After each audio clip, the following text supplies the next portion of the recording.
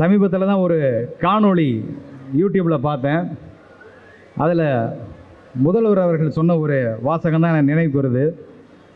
சேகர் பாபு அப்படின்னாலே செயல் பாபு, அதுதான் சேகர் பாபு. நான் எல்லாரையும் வேலை வாங்குவேன், ஆனால் என்னையே வேலை வாங்குற ஒரு அமைச்சர்னா அது சேகர் பாபு தான் அப்படின்னு சொல்லி முதலமைச்சர் சொன்ன ஒரு அற்புதமான வாசகம். தமிழ்நாடு நெடுக இன்று ஒரு ஆலய புரட்சி நடைபெற்று கொண்டிருக்கிறது என்று நான் சொல்லுவேன். இன்னைக்கு வரைக்கும் கணக்கெடுத்தோம்னா 1143 திருக்கோயில்களுக்கு குடமுழுக்கு விழாக்கள் நடத்தப்பட்டிருக்கு. அதையெல்லாம் விட முக்கியம், கோயில் கொள்ளையர்களின் கூடாரமாகி விடக்கூடாதுன்னு கலைஞர் எழுதினாரு. அதை சேகர்பாபு ஒன்றை செயல்படுத்தி கொண்டிருக்கிறார். 1-2 இல்லை, 5500 கோடி கோயில் சொத்துக்களை மீட்டெடுத்தல் அப்படிங்கிற ஒரு மிகப்பெரிய ஆலய புரட்சியை நாம் தமிழகத்தில் யாரும் இனி செய்ய முடியுமான்னு தெரியல. அப்படிப்பட்ட ஒரு பெரிய சாதனை. இதுவரைக்கும் 7600 ஆலயங்களுக்கு திருப்பணி. நான் இங்கே அமர்ந்திருக்கிற புரட்சி தமிழர் சத்யராஜ் அவர்கள் வந்து ஒரு பெரிய பெரியார் பக்தர். அப்படின்னா நான் நிறைய கடவுள் கோயில்களுக்கு போவேன். ஸோ நான் நிறைய கோயில்களுக்கு போகும்போதெல்லாம் எல்லா கோயிலையும் திருப்பணி சார். அப்படி வந்து அன்னதான பணிகளாகட்டும், எல்லா பக்கமும் வந்து அமைச்சருடைய செயல்பாடுகள் வந்து மிகப்பெரிய அளவில் வியக்கத்தக்க வகையில் பண்ணிகிட்ருக்காரு. சமீபத்தில் ஒரு அவருடைய பேட்டி பார்த்தேன்.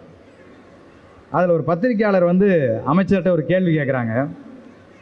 நீங்கள் அறநிலையத்துறையாக அமைச்சராக வாய்த்திருப்பது நீங்கள் அதற்கு தகுதியானவர் என்பதாலா, இல்லை நீங்கள் ஒரு சிறந்த ஆன்மீகவாதி அப்படிங்கிறதாலா அப்படின்னு சொல்லி ஒரு பத்திரிகையாளர் கேட்குறாரு. அதற்கு வந்து அவரோட அண்ணனுடைய பதில் என்ன தெரியுமா? முதல்வர் எனக்கு வழங்கி இருப்பது பதவி அல்ல, அறம் செய்வதற்கான வாய்ப்பு. அறம் செய்வதற்கான வாய்ப்பு, அதுதான் மிகப்பெரிய ஒரு விஷயம்.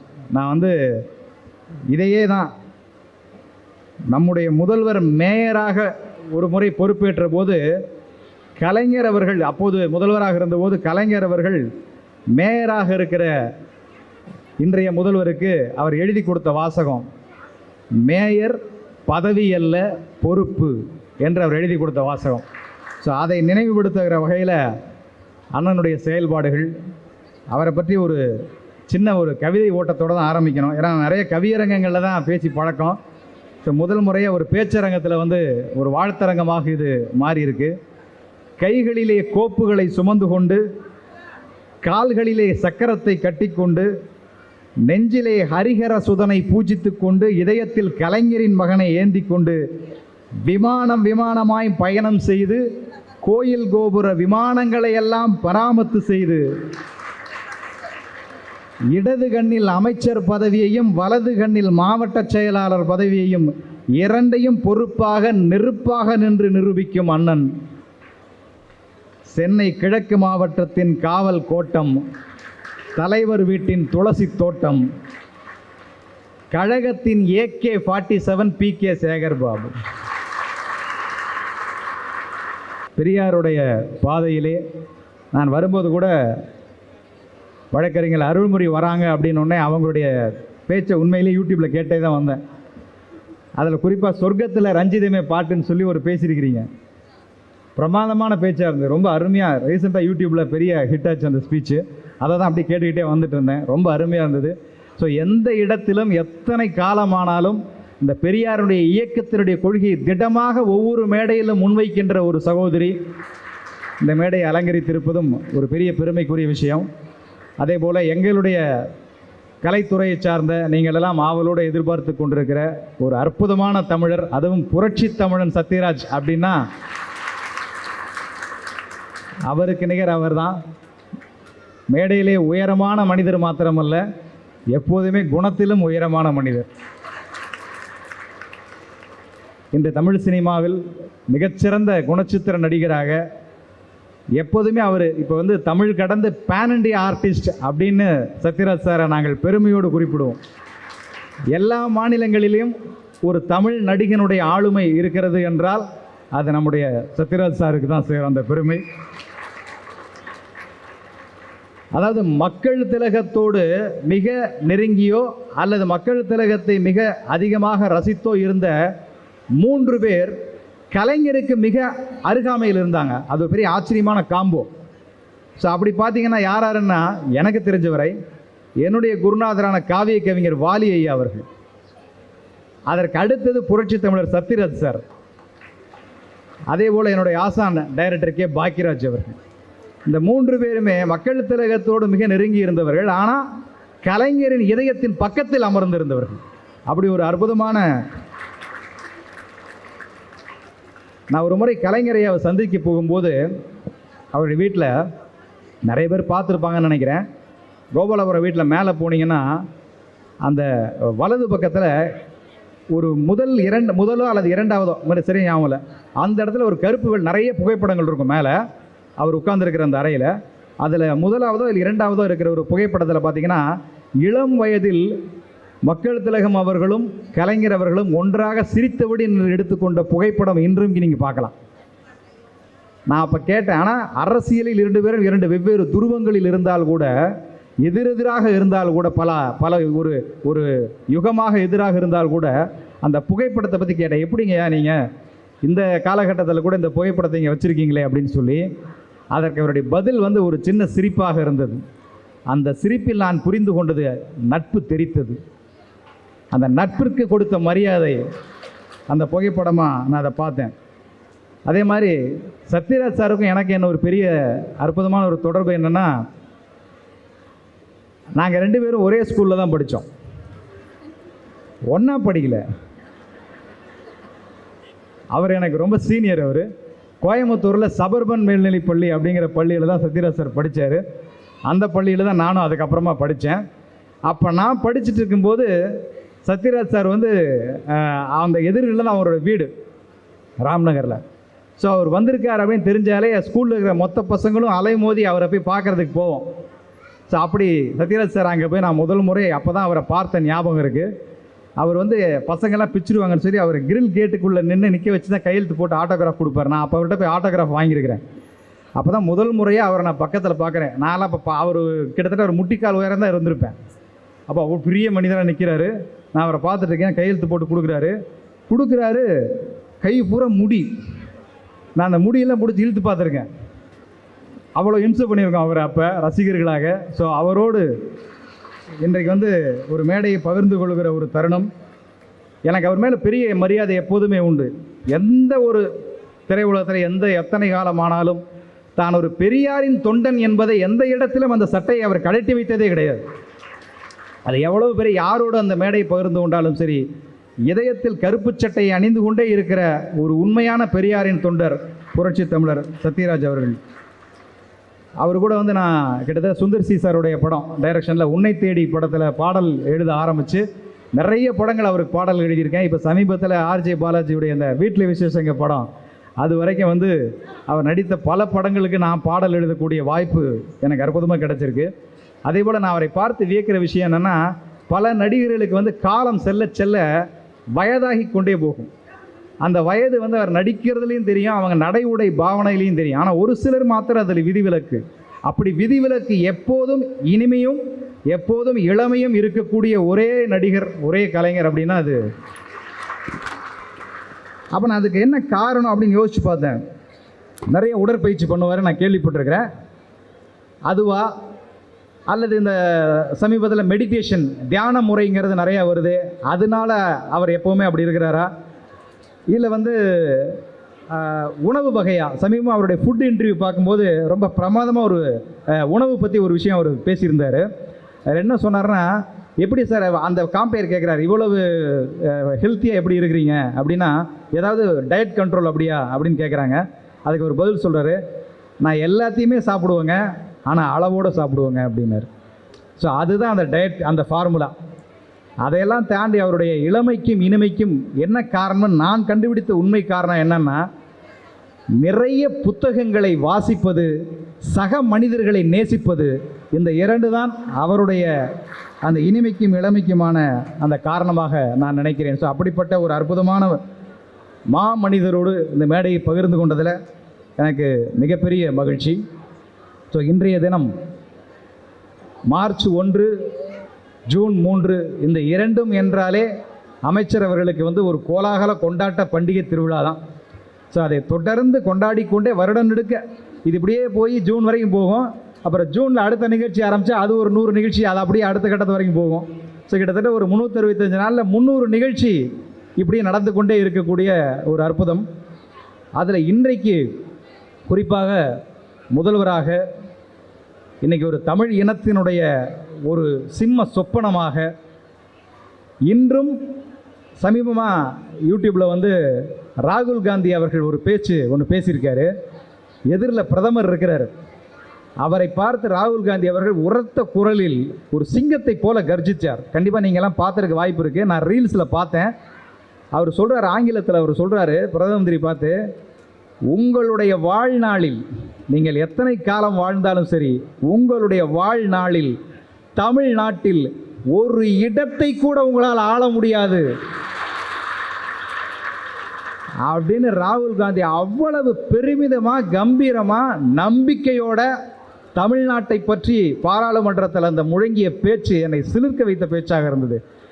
அதற்கு பின்னணி என்ன தெரியுமா? ஏன் இங்கே ஆள முடியாது அப்படின்னா, அதற்கு இந்த ஒரே ஒரு சிம்ம சொப்பனம் நம்மை காவல் காத்து கொண்டிருப்பது தான் காரணம்.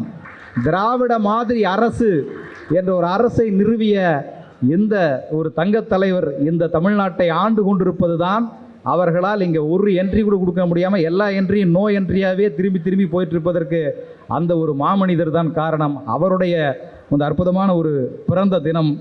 ஏன்னா நான் சமீபத்தில் நம்முடைய முதல்வர் அவர்களுடைய ஒரு சட்டசபை உரையை வந்து டிவியில் பார்த்தேன். அது ரொம்ப பிரமாதமாக ஒரு விஷயம் அவர் குறிப்பாக ஒன்று பதிவு பண்ணுறாரு. தன்னுடைய எத்தனையோ சாதனைகள், இந்த 3 ஆண்டுகளில் பல சாதனைகள், அந்த பல சாதனைகளில் அவர் பட்டியல் எடுக்கிற 10 சாதனை அவர் பட்டியலிடுறார், சட்டசபையில் பேசுகிறார். அதில் குறிப்பாக 2.7 லட்சம் கோடி முதலீடை ஈர்த்த அந்த வர்த்தக மாநாடு ஒரு மிகப்பெரிய இந்தியாவே மிரண்டு போச்சு. எல்லாரும் ஆரம்பத்தில் அது ரொம்ப அலட்சியமாக கருதுனாங்க. இப்படி தான் பல பேர் வருவாங்க, பல பேர் போவாங்க, வெட்டி செலவு தான் அப்படிங்கிற மாதிரிலாம் விமர்சனம் பண்ணாங்க. ஆனால் 1, 2 இல்லை, 1000, 2000 அல்ல, 2.7 லட்சம் கோடி வருமான ஈர்ப்பு, தொழில் ஈர்ப்பை அந்த மாநாடு செய்தது. மின்சாரத்தில் தன்னிறைவு அடைந்தது. கள ஆய்வில் முதல்வர் என்பது இன்றைக்கு இந்திய அளவில் பேசப்பட்டு கொண்டிருக்கிற ஒன்றாக மாறியது. எல்லா குழந்தைங்களுக்கும் அரசு பள்ளியில் படிக்கிற காலை சிற்றுண்டி உணவு திட்டம், அந்த திட்டம் ஒரு மிகப்பெரிய ஒரு திட்டம். அது உண்மையிலேயே ஒரு மிகப்பெரிய ஒரு திட்டம். நான் முதல்வன் மாணவர்களுக்கான அந்த திட்டம். நீ ஜல்லிக்கட்டை நடத்தக்கூடாதுன்னு தானே சொல்கிற, ஜல்லிக்கட்டுக்காக நான் அரங்கமே கட்டி காட்டுறேன்னு சொல்லி கலைஞர் ஜல்லிக்கட்டு அரங்கம் கட்டிய அந்த மாபெரும் சாதனை. இப்படி 10 சாதனை பட்டியலில் கலைஞர் மகள், அது ஒரு அருமையான திட்டங்க. கலைஞர் ஒவ்வொரு பெண்ணுக்குமான அந்த தொகை கொண்டு போய் சேர்க்கிற கலைஞர் மகள் திட்டம். அதே மாதிரி மக்களை தேடி மருத்துவம் அப்படின்னு ஒரு 10 திட்டங்களை தன்னுடைய சாதனை பட்டியலில் சொல்லிட்டு அவர் சொல்கிறாரு, இது வந்து ஒரு ப்ளூ பிரிண்ட் அப்படின்னு சொல்லி அந்த அறிக்கையை சமர்ப்பிக்கிறார். ப்ளூ பிரிண்ட்னா இது ஒரு மாதிரி, இது வந்து இதை வைத்து தான் எல்லாமே கட்ட முடியும். அப்போ இந்த 10 திட்டங்களும் அடுத்தடுத்து இருக்கிற மாநிலங்களுக்கு முதல்வர்களுக்கான ஒரு ப்ளூ பிரிண்ட் அப்படின்னு சொல்லி அதை அறிவிக்கிறார். ஸோ இவ்வளவு அறிவித்தாலும் கூட குறை சொல்வதற்கென்றே சில பேர் நம்ம ஊரில் எப்போவுமே இருந்துகிட்டே இருப்பாங்க. நான் சமீபமாக ஒரு விஷயம் படித்தேன், ஒரு குட்டி கதை. அதில் என்ன கதை என்ன வருதுன்னா, ஒரு ராஜா என்ன பண்ணுறாரு, ஒரு நாட்டை ஆண்டுட்டு இருக்கிறவர், நம்முடைய ஆட்சியை பற்றி யாராவது குறை சொல்கிறாங்களாப்பா அப்படின்னு கேட்குறாரு. இப்போ மந்திரி பிரதானிகள்லாம் அங்கங்கே சொல்லிட்டு தான் இருக்காங்க. அப்படிங்கும்போது அவர் என்ன ஒரு ஆசைப்படுறாருன்னா, ஓகே மிகச்சிறந்த முறையில் குறை சொல்கிறவன் யாருன்னு நான் பார்க்கணும். குறை சொல்கிறவன் எவனோ ஒருத்தன் அங்கங்கே நின்று சொல்கிறவன்லாம் வேஸ்ட்டு. குறை சொல்கிறதுலேயே ரொம்ப சூப்பராக குறை சொல்கிறவன் யார், அவனை கண்டுபிடிக்கணும், அவனை ஒன்று பிடிச்சிட்டு வாங்க அப்படின்னு சொல்கிறாங்க. இந்த மந்திரி பிரதானிகள்லாம் ஒரு 10-15 பேரை நியமித்து பல மாதங்கள் தேடி ஒரு 3 பேரை அந்த இடத்துல கூப்பிட்டு வராங்க. இப்போ இந்த 3 பேரும் இந்த இடைக்கு வந்து விருந்து உபச்சாரத்தை வரும்போது எந்த குறையுமே சொல்லிடக்கூடாது அப்படிங்கிறதுக்காக ஒரு அம்பானி வீட்டு கல்யாணம் மாதிரி அதை ஏற்பாடு பண்ணி வர போகிறவனுக்கெல்லாம் அவ்வளவு தூரம் வரவேற்பு, விருந்து உபச்சாரம், தங்குற வசதியெல்லாம் பண்ணி கொடுக்குறாரு ராஜா. என்ன குறை சொல்கிறானுன்னு பார்க்கலாம், இதையும் மீறி அவன் குறை சொல்கிறானான்னு பார்க்கலான்னு சொல்லி பல நாடுகளிலிருந்து வர வைக்கப்பட்ட மலர்களால் வந்து அற்புதமான ஒரு மாலை அவர்களுக்கு வந்தவுடனே இந்த 3 பேருக்கும் அணிவிக்கிறாங்க. ரொம்ப நறுமணங்களாக அந்த மாலை பார்ப்பதற்கே அவ்வளவு அழகாகவும் அந்த மனம் வந்து அவ்வளவு வாசனையாகவும் பிரமாதமாக இருக்குது. அந்த மாலையை அணிவிக்கிறாங்க. 2வது அவங்களை அழைச்சிட்டு போய் ஒரு பெரிய ஒரு விருந்து மண்டபத்தில் உட்கார வச்சு பலவிதமான உணவுகள் சமைச்சு வியக்கக்கூடிய வகையில் அவங்கள உணவுகள் சமைச்சு போடுறாங்க. அந்த உணவை அவங்க 3 பேரும் நல்லா சாப்பிட்றாங்க. அதற்கப்புறம் அவங்கள அன்று இரவு தங்க வைப்பதற்காக ஒரு நல்ல நாட்டிய விருந்தெல்லாம் முடிஞ்சு ஒரு நல்ல ஒரு அம்சத்தூளிகா மஞ்சம் அப்படின்னு சொல்கிற அந்த மஞ்சத்தில் நல்ல ஒரு தங்க கட்டிலில் ஒரு சந்தன தொட்டிலாம் போட்டு அவங்கள அருமையாக தூங்க வச்சு மறுநாள் காலையில் அனுப்புகிறாங்க. ஸோ இதுக்கு இந்த விஷயங்களில் எவனாலையும் குறை சொல்ல முடியாது அப்படின்னு ராஜா நம்புகிறார். முடிச்சுட்டு அவங்க 3 பேரும் போயிடுறாங்க. இப்போ அடுத்த நாள் காலையில் அவர் வர்றார். சரி, இந்த 3 பேரையும் ஏதாவது உங்களுக்கு குறை இருக்கான்னு கேட்போம் அப்படின்னு சொல்லிட்டு கேட்குறாரு. ஏதாவது ஒரு குறை இருக்கா அப்படின்னா அதில் ஒருத்தன் சொல்கிறான், எனக்கு ஒரு குறை இருக்குது அப்படின்றான். சரிங்கப்பா, இவ்வளவு உபச்சாரங்கள் பண்ணி உனக்கு ஒரு குறை இருக்கா என்ன அப்படின்னு கேட்கும்போது, இல்லை, என்னால் கழுத்தில் ஒரு மாலை அணிவிச்சிங்க இல்லையா, அந்த மாலையினுடைய நாற்றத்தை என்னால் தாங்கவே முடியல அப்படின்னு அவன் சொல்கிறான். ஆனால் அந்த மாலை வந்து பார்த்திங்கன்னா உலகத்தில் எல்லா நாடுகளிலும் விளைந்த ஒரு அற்புதமான பூக்களில் செய்த ஒரு மாலை, அதில் எப்படி உனக்கு ஒரு நாற்றம் வந்ததுன்னு அந்த மாலையை கொண்டு வந்து பார்க்குறாங்க. அதில் ஒரு வாடகை கூட வரலை. என்ன இவன் சொல்கிறான்னா, அந்த தோட்டத்தில் இருக்கிற அந்த பூவை இது பண்ணவங்களெல்லாம் கூப்பிட்டு பார்க்குறாங்க. அந்த எல்லாத்தையும் எடுத்து கலைந்து பார்த்தா அதில் அந்த மாலையில் ஒரே ஒரு இதழில் ஒரு ஈ அந்த பூவாக இருந்தபோது வந்து அமர்ந்திருக்கு. அந்த ஈ உட்கார்ந்து ஏதோ ஒரு நாற்றத்தில் உட்கார்ந்து வந்து அமர்ந்த ஒரே ஒரு விஷயம் இந்த குறை கண்டுபிடிச்சவனுக்கு அது தெரிஞ்சிருச்சு. ஸோ அப்படி நுணுக்கமாக ஆராய்ச்சி பண்ணி அந்த மலரில் ஒரு ஈ உட்கார்ந்திருந்ததை ஒரு நாற்றமாக அவன் கருதி அதை சொன்னான்.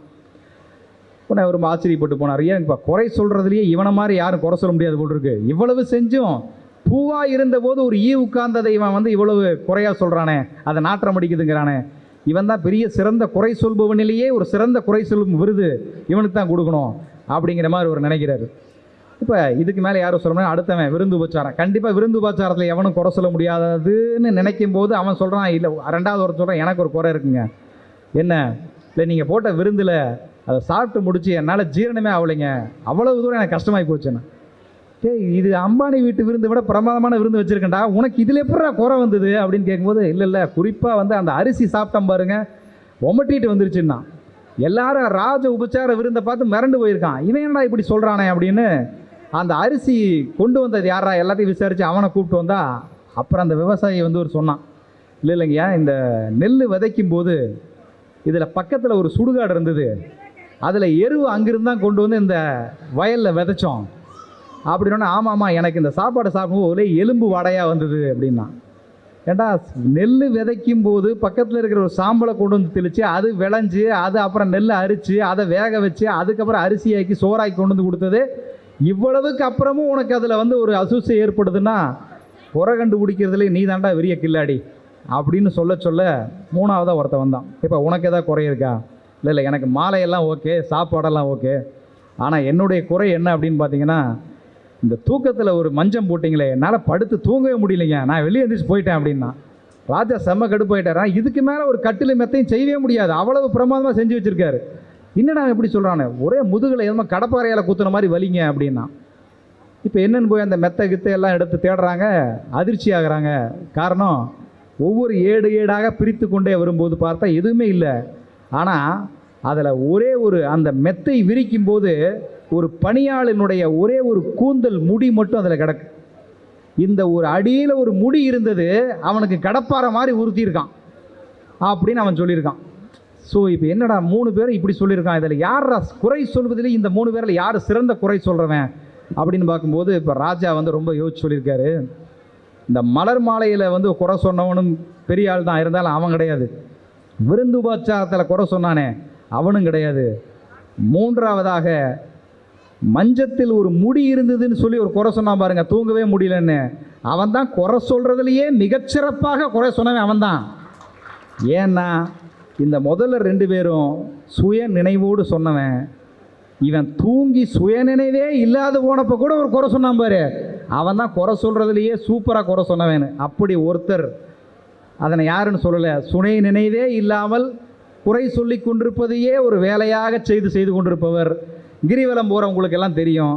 ஸோ அப்படி எத்தனையோ குறைகள் சொல்லி கொண்டிருந்தாலும் கூட என்னை பொறுத்த வரைக்கும் இந்த திராவிட மாதிரி அரசில் நான் அடுத்து வழக்கறிஞர் அவர்களும் சரி, நம்முடைய சத்யராஜ் அவர்களும் அந்த அற்புதமான உரைகளை கேட்கவிருக்கோம். ஒரே ஒரு விஷயத்தை மட்டும் பதிவு பண்ண விரும்புகிறேன். மிக முக்கியமான ஒரு விடயமாக இன்றைய தமிழக முதல்வரை இன்றைய காலகட்டத்தில், தேர்தல் வரப்போகிற காலகட்டத்தில் நாம் பார்க்க வேண்டிய ஒரு பார்வையாக நான் எதாக பார்க்கிறேன் என்றால், இன்றைக்கு முதல்வர் அந்த சாதனை பண்ணியிருக்கார், இன்றைக்கு சாதனை பண்ணியிருக்கார், நமக்கெல்லாம் ஒரு காவலாக இருக்கிறார், அரணாக இருக்கிறார், புதிய அரசாக இருக்கிறார், பல முதல்வர்களுக்கு முதல்வராக இருக்கிறார். இதெல்லாம் நம்ம நிறைய பேசியிருக்கோம். ஆனால் மிக முக்கியமாக இன்றைய காலகட்டத்திற்கு தேவைப்படுகிற ஒரு மனிதராக, ஒரு முதல்வராக நாம் அவரை எப்படி பார்க்க வேண்டும் என்றால், இன்று வடக்கிலிருந்து நண்பர்களே ஒரு திட்டமிடப்பட்ட ஒரு மத புயல் இன்று தமிழகத்தை நோக்கி பல வடிவங்களில் ஏவப்பட்டு கொண்டிருக்கிறது. அதை நீங்கள் மிக நன்றாக ஊடகங்கள் வழியாக கவனிச்சிங்கன்னா தெரியும். ஒரு மத புயல், ஒரு பெரிய புயல் இந்த தேர்தலை நோக்கி வடக்கிலிருந்து எப்படியாவது தமிழகத்தின் கரையை கடந்து விட வேண்டும் அப்படிங்கிறதுக்காக ஒரு மத புயலை ஏவி இருக்கிறார்கள். அந்த மத புயல் தமிழகத்தின் கரையை தொடாமல் இருப்பதற்கு காரணம் மு.க. ஸ்டாலின் என்கிற ஒரு அரண்.